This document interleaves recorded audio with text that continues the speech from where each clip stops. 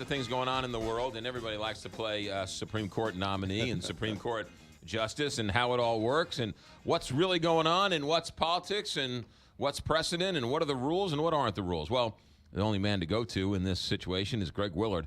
He is a professor at St. Louis University Law School. He was an attorney for Gerald Ford, and now he's attorney for the family, and he's the KTRS legal analyst. Good morning, Mr. Willard. Good morning, McGraw. So just to walk down memory lane here for a second to show you how bad things really are and how the world has changed. Clarence Thomas never needed 60 votes to break a closure or to call for a closure because no one threatened to filibuster Clarence Thomas. Never was contemplated, never was seriously discussed. And as you point out, he was given a vote. The vote was 52 to 48. So you assume that had his nomination been in 2017, right, we would have been right back where we are today. Right. And this is important to note. 52 people voted for it, but people keep hearing 60 votes. Nobody threatened to filibuster him. So they just had an up or down vote. They had an up or down vote. Similarly with, people also forget McGraw, with Justice Alito, he had 58 votes. So this notion that, well, it takes 60, he needs the magic 60 number. Well, even Justice Alito didn't get to 60. Right, but you need the 60 votes to cut off debate. The cloture vote under the current rules, and we'll talk about what's about to happen, the current rules require 60 votes to cut off debate for cloture. So you can vote to cut off debate, but you can vote against the guy. Yes, and there were several Democratic senators, Senator Manchin from West Virginia in particular, who indicated that he was prepared to vote for cloture to cut off debate, but then was likely to vote against confirmation of Judge Gorsuch. Right. Justice Scalia, who just passed away, whose seat this is, he was confirmed by what vote? Oh, I think it was unanimous. I think it was 97 or 98 to nothing. And there have been, in recent years, almost unanimous or certainly in the mid to upper 90s. Right. And then that obviously has changed. Where did this 60 vote thing come from? It goes back, believe it or not, McGraw, to the late 1700s. When the Senate was first constituted, probably in about the second or third year, the early 1790s, the Senate put in a rule that debate could be continuous unless there was a separate vote to cut off debate. For many years, it was two-thirds requirement. Mm-hmm. It wasn't until about the mid-1800s before filibuster became more commonly used in the Senate, and it was used throughout the 1800s and into the 1900s. Unfortunately, most notoriously in the 1900s, to block civil rights legislation. Right. But so the institution of the filibuster is darn near as old as our form of government. The change began in 2013 when the Democrats, when they were in control of the Senate, voted to change the rules for Court of Appeals nominees and district court nominees, that they only needed 51 votes to cut off debate.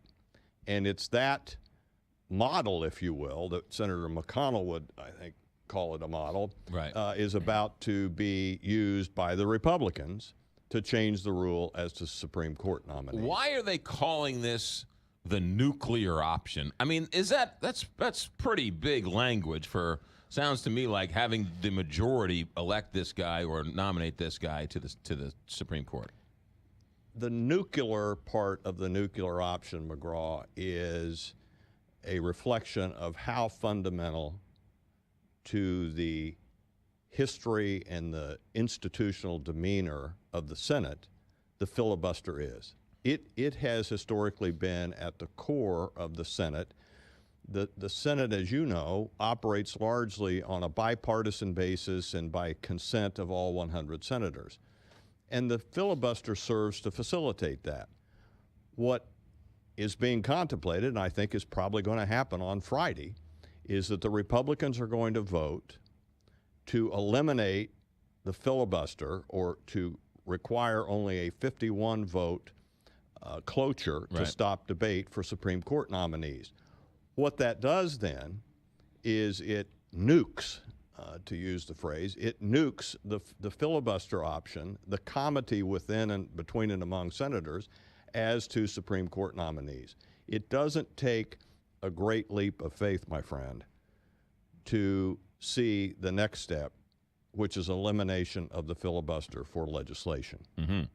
And I think a lot of the traditionalists, I think if you were to talk to your and my mutual friend Jack Danforth, I think he would be appalled at the prospect that that part of the institution of the Senate would be nuked. It's no law written in stone. This is more or less of a gentleman's agreement for the last 200 years? It's not a law written in stone. It's if we take a step way back, McGraw, and into the Constitution, what we're dealing with is a plenary power of the president to nominate Supreme Court nominees. Right.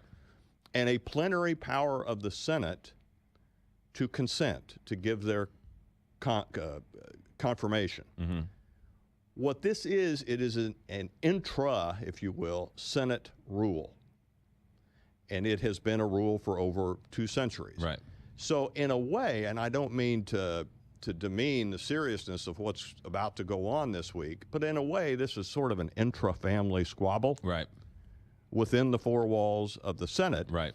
But the context is a very, very important one constitutionally, and that is, how does the Senate discharge this plenary power to confirm Supreme Court nominees? So, this is real. Let's be honest and frank here. The senators think they're better than the House of Representatives for this specific reason, that it's a more deliberative body.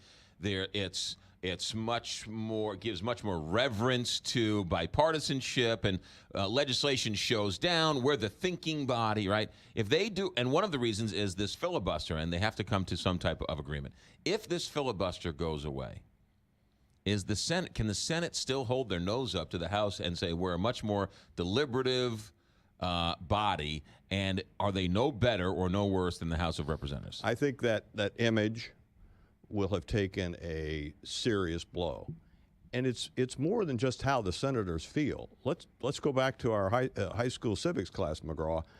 The Senate was specifically designed by the framers to be a deliberative body. They're elected every 6 years.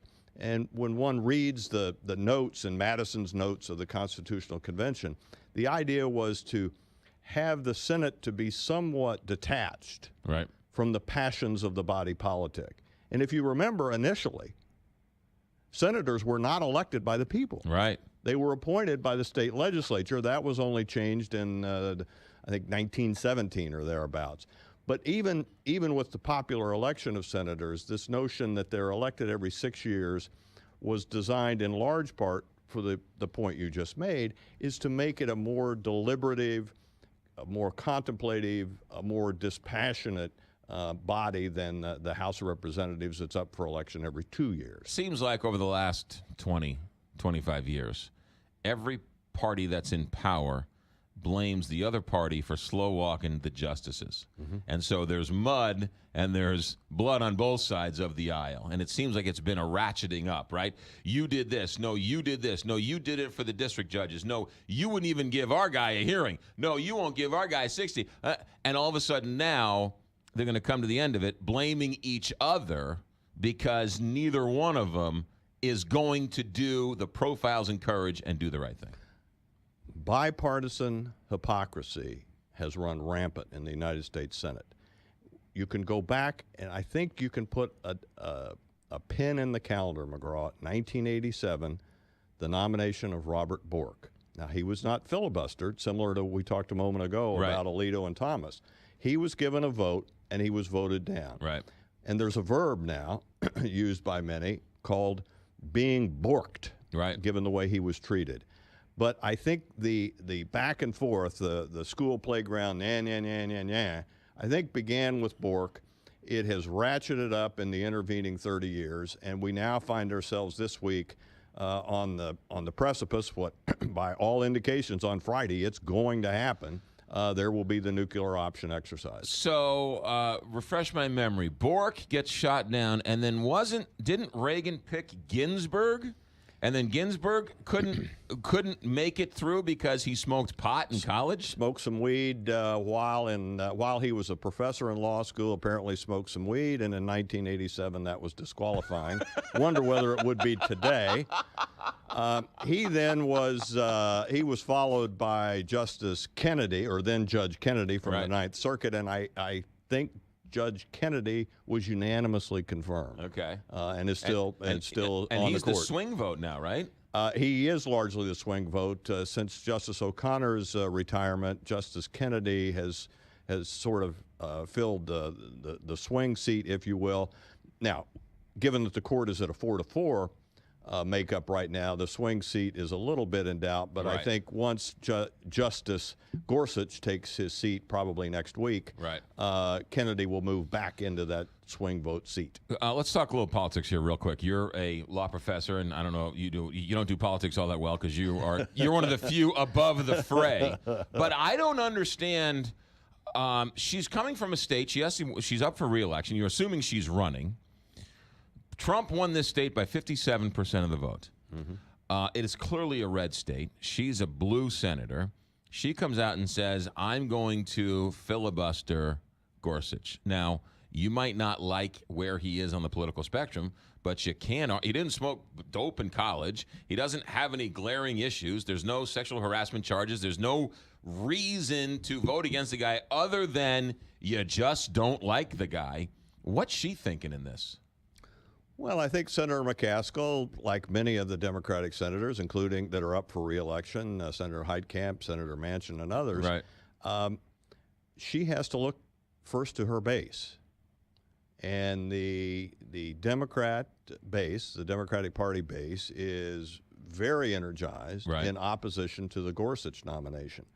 So for Senator McCaskill, Senator Manchin, or others who are up for re-election next year, for them to come out and support Gorsuch would be a dagger at their political base. Right. And so that's a calculus that she and others are making, is how much damage will I suffer to my chances with the other voters, in contrast to the benefits I will get by supporting the position taken by my base. What happens in 4 years, 5 years, 6 years, when Democrats own the Senate, and there's a Democratic president, and they want to put in some lily liberal somebody, and they're not going to have that 60-vote threshold anymore to sort of slow down the process? I mean, what happens going forward? Can they put the genie back in the bottle? McConnell played it like a Stradivarius with the Merrick Garland thing. He rolled the dice. He not only did he win big, he won really big with Trump and keeping the Senate. It's his vote. He played it right. Sure. If they do this, can they put the genie back in the bottle? And if this tit for tat, how much worse can it get? Can the genie be put back in the bottle? Can the toothpaste be put back in the tube? The answer is no. Yeah. Let's just pause it for a moment. Who was the most liberal justice in the 20th century? Probably Justice William Douglas. Okay. So Justice William Douglas's clone is nominated in 2021 with President X, a Democratic president, a Democratic Senate. I think, McGraw, it is not too far of a stretch to view that confirmation process at that point as a rubber stamp. Right. And a rubber stamp confirmation of a United States Supreme Court justice, as compared to what the framers of the Constitution contemplated, is a very sad day for our republic. And the opposite is true. If you have a one-party president and another party Senate, no one's getting confirmed. How do you spell Merrick Garland? Right. Whether it's in 2021 or 2051, those memories of what the Republicans did to the Garland nomination are not going to fade. And if you have Democrat control of the Senate and a Republican president, the idea that, well, we'll let bygones be bygones and we'll forget Merrick Garland, as the saying goes, ain't going to happen. Call me naive, but I was kind of hoping that Claire McCaskill would have had a Profiles in Courage and say, you know what, we were played, we lost, this is not the right thing to do, and as a sense of bipartisanship, I disagree with this judge in every way, shape, or form, but in honor of the body that I represent and to turn the page and to try and get this country moving again, she would have voted for him and sort of tried to at least relieve some of the pressure of Washington, D.C. Well, I guess I wouldn't limit it to Senator McCaskill. Sure, I was disappointed. I am disappointed that we didn't have a similar development like the so-called Gang of 14 10 or so years ago, where that group, I think it was Senator McCain, Senator Graham, and others came together on a bipartisan basis and said, for the good of the institution, this is what we are going to do. Right. Not one single senator, not one, McGraw, out of 100, has stepped up to try to precipitate that. I think that speaks volumes as to how bitter each of those 100 is. We are seeing how bitter it really is. We are seeing how bitter, and as you just point out, it is a bitterness that's not going to go away next week or next year. It's a bitterness that institutionally is going to live on for decades. And nobody stood up to McConnell with the Garland, and no one's standing up in the Democrats now to say, do the right thing. Exactly, and we will suffer from that bitterness for decades. All right, that's 1.5 credits towards your St. Louis University law degree. Greg Willard, professor there, friend of the show, KTRS legal analyst, and former White House attorney, but still part of the Gerald Ford attorney clan for the family and the estate. You're always welcome here, sir. Thanks for coming in. Great to be with you, my friend. 927.